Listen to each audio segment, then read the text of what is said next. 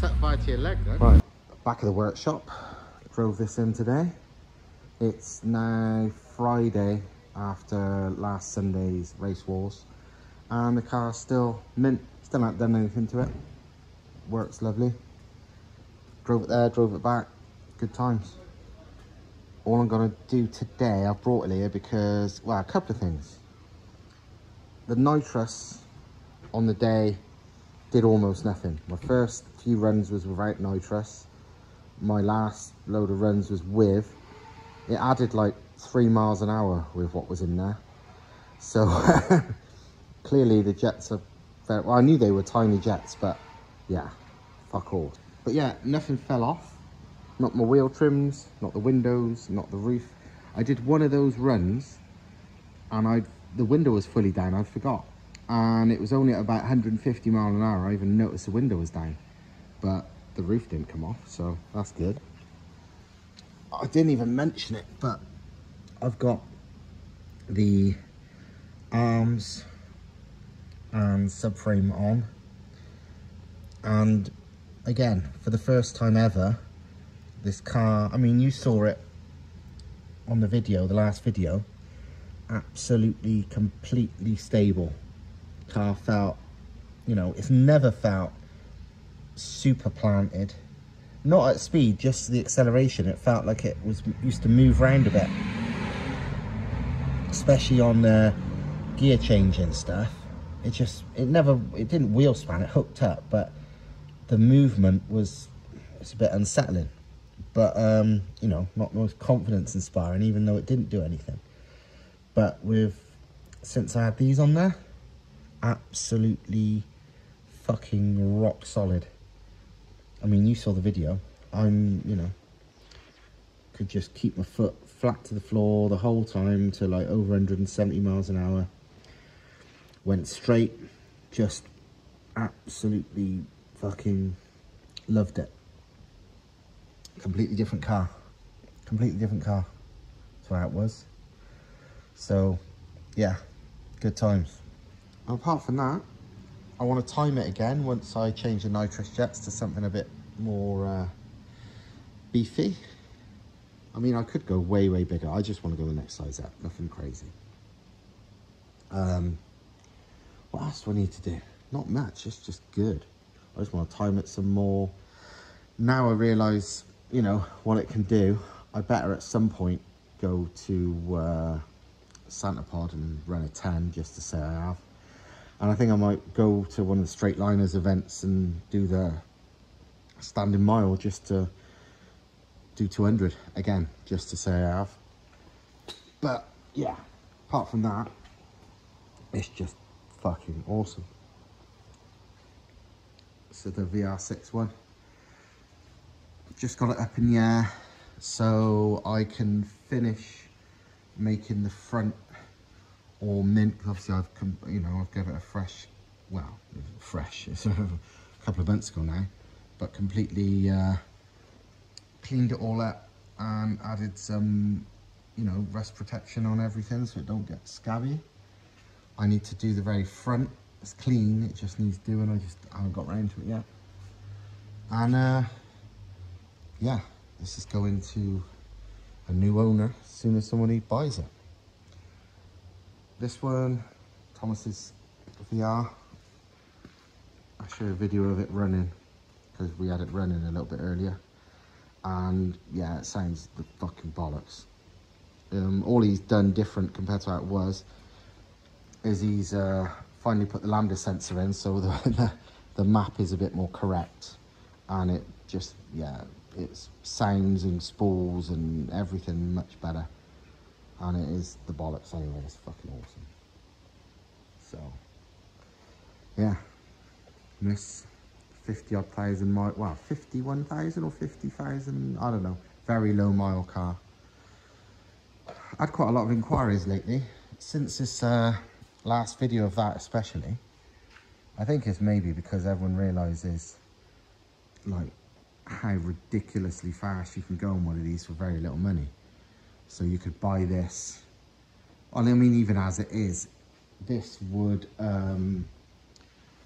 this would win its class at RaceWars straight away, as it is, you know, just mapped as it is, because it will, you know, any of these cars will outperform everything of its power and perform as good as pretty much everything with, you know, 100 to 150 horsepower more.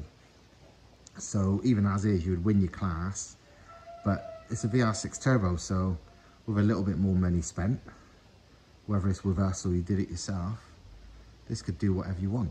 This could win the 1,000+ horsepower class if you wanted to. You know what I mean? It can do, these cars will do whatever.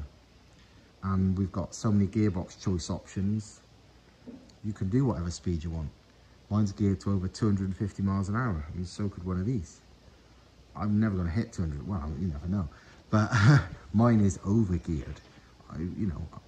But yeah, a VR turbo with enough power really could hit those speeds. So yeah. But yeah, I'm just going to do a few things to mine tonight. If the weather stays okay, I might even head to my private test facility and time it again, which you will see later in the video if that's okay.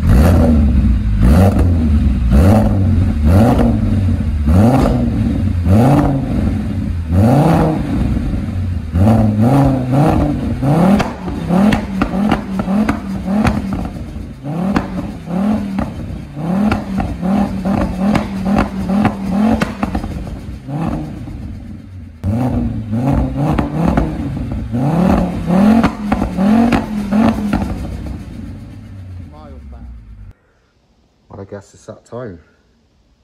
Bigger jets time. I reckon I'm only gonna go one step up. I go 50, I think it's 25 at the moment. See what it does.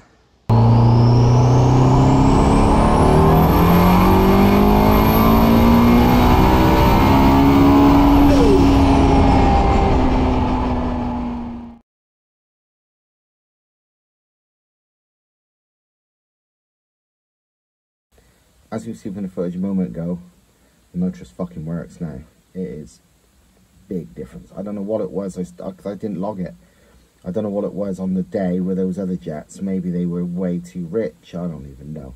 It was activating, but not much was happening. Literally, like, on the half-mile day, there was like 2-3 mile an hour difference between it on and off, and that's the difference like a good or a bad run would do. So I can't even say that was a nitrous doing it. You could certainly hardly feel it, if at all. But with these new jets, which the last ones were 30 brake jets, I realised, according to Nitrous Express, these ones are meant to be 50.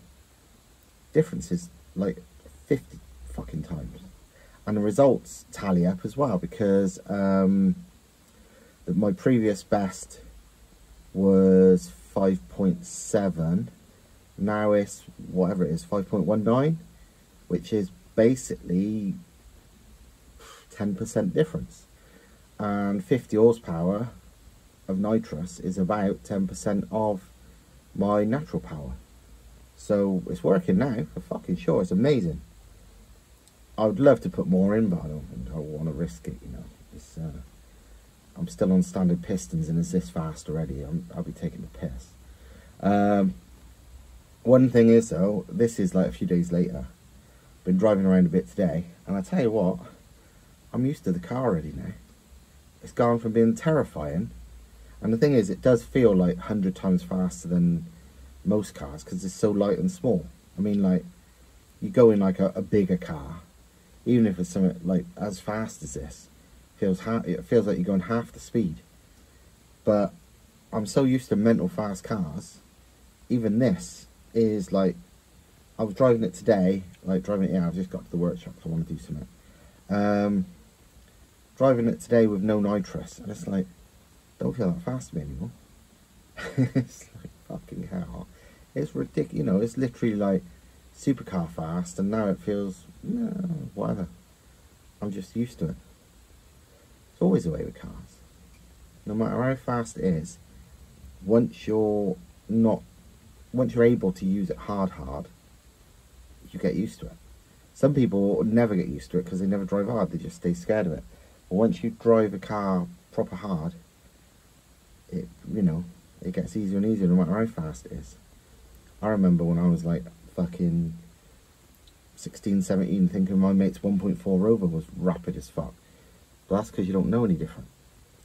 But yeah, I've had the last fucking, what, 15, 20 years of driving like really fast fucking cars.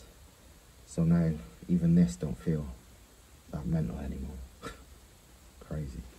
Tell you what, considering I feel like I'm used to this car already, used to the power, I still find it bizarre when I open the fucking bonnet, engine cover, whatever, and the turbo is absolutely massive.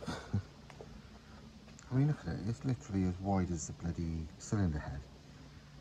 It's a big fucking turbo, running 30 psi boost, and I still feel like I could do with some more. It's ridiculous, but yeah, it's just the way I am. Just giving everything a spanner check, seeing as it's done like, I don't know, 10 runs over 170 mile an hour, and probably 5 at least to at least 130 in the last, well, since I fitted the subframe and arms. So just spanner checking it to make sure everything's tight. But yeah, everything's bang on. Notice the dust boots on the thing, so they're rose jointed, but dust boots over them, so you can have them in shitty weather and they won't fucking get full of grit and stuff too easy. But yeah, awesome. Car is completely stable, even at stupid speeds, and I don't think it's a coincidence that these are fitted. But yeah, either way, bang on. Well happy with it. Car is just fucking bulletproof. Just checked the oil for the first time since RaceWars. Still haven't used any. It's really good, to be fair. I mean, this is fucking second-hand pistons out of a seized up engine. The rings that were already on those pistons. Still don't burn any oil, even at 30 psi boost and all that. I mean, I'd be happy if it did burn oil, I don't care. You know, like a normal amount, because it's ordinary on a, you know, big power car, but it doesn't, so it's pretty good. Leaving the sticker on the window, that was my number from RaceWars. Looks quite good. Wow, for a car that's never been washed ever. Showing what's happened over since RaceWars, showing the results. Like it shows, I was way ahead of anything in my class, 5 to 600, even though I was, even with, well, because the nitrous weren't working properly, I was still in the low half of the class. I beat everybody but Joe in the next class up, because obviously Joe was in another one of these. But I would have come second in the 6 to 700 behind Joe, and if he weren't now, obviously I'd have won 6 to 700 despite only having 514. And literally I was 1 mile away, 1 mile an hour away from coming fucking second in 7 to 800. It's like, what the fuck, you know? It shows, it's like, these are literally giant killers. But it also shows it is power to weight, because there was a Vauxhall VX220 turbo in 4 to 500. I'm presuming he was telling the truth and it was under 500. I mean, it had like twin external wastegates, big turbo, it was not shy. I think he got 162, which absolutely obliterated everything else in 4 to 500. So, yeah, good times.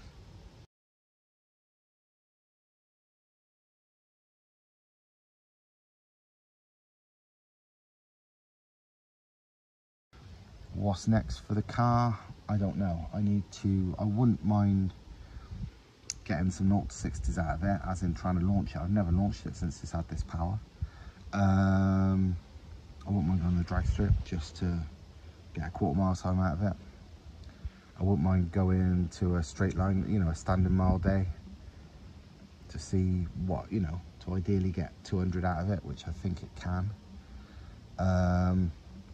I'm trying to resist not to put bigger nitrous jets in it, because, you know, I can see the fucking difference it makes. But I don't want to break it really, because it's doing so well. Maybe after I've done everything else, like after I've, because I think the 50 jets would handle a standing mile run, but I don't know how far I want to take the piss with nitrous, and you know, we'll see. We'll see. I remember Joe said to me he ran up, when he had it with his Golf, he ran up to about 150 jets. And I think 150 finally broke the engine. But obviously that's only a quarter mile. It's a whole different story doing like longer distances. But and obviously he had a proper engine in that. This is just a stock piston piece of shit. I think on a quarter mile or on the street, I'd probably be not too scared of a 75. But I don't think I'd want to push 75 jets for like a mile run. That would just be fucking mental. I mean, it'd be fast, but I don't know if I would trust it to live. I mean, it's surpassed what I ever expected already, but fuck knows where the true limit really is. So, you know, and at the moment, I mean, don't get me wrong, if I blew this up right now, I can easily fix it back to how it is, because it's nothing. It's basically a standard engine, pretty much. It's got some rods in it, and I've probably got a spare set of rods out there anyway. But I'd still rather not. And if I break this, I'd rather it be in a situation where I can rebuild it better. And I'm skint at the moment, so I definitely can't rebuild it better. I just want to enjoy it, so I don't think I'm going to turn it up yet. Just going to use the shit out of it. Still not managed to race much in it on the road. Literally, like, earlier on I went out, I was just doing normal stuff in the crappy Polo. And I saw Ferrari, Lambo, loads of shit. Went out later in this, did see a single fast car. Well, I saw a Golf R, if you class that as fast, but he didn't even try. I raced a brand new Range Rover SVR the other day, and yeah, they're like 575 brake, but it's not exactly competition for something that weighs fucking literally half as much. So that got obliterated, but he certainly didn't expect it. So, yeah. Yeah, I'm gonna pack up and go home now. So, hope you like this video, and I will see you next time, which hopefully will be soon. Fuck knows what's in it though. I have lots of plans, but no idea. So, I don't know if it'd be audible on this video, but I've had for months now the weirdest ticking noise at a certain RPM and throttle position. And I can't tell what it is, and it seems to be nothing.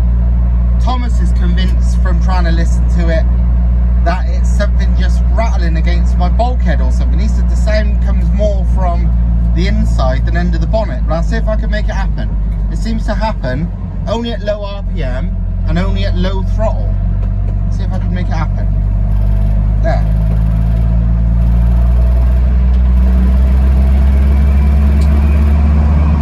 Literally very light throttle and very low RPM, sort of light cruising. It does a noise like a solenoid going crazy, or a woodpecker.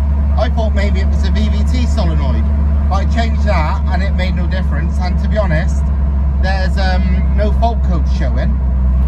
But yeah, I've no clue what it is, but Thomas thinks it's a rattle of something maybe touching the bulkhead.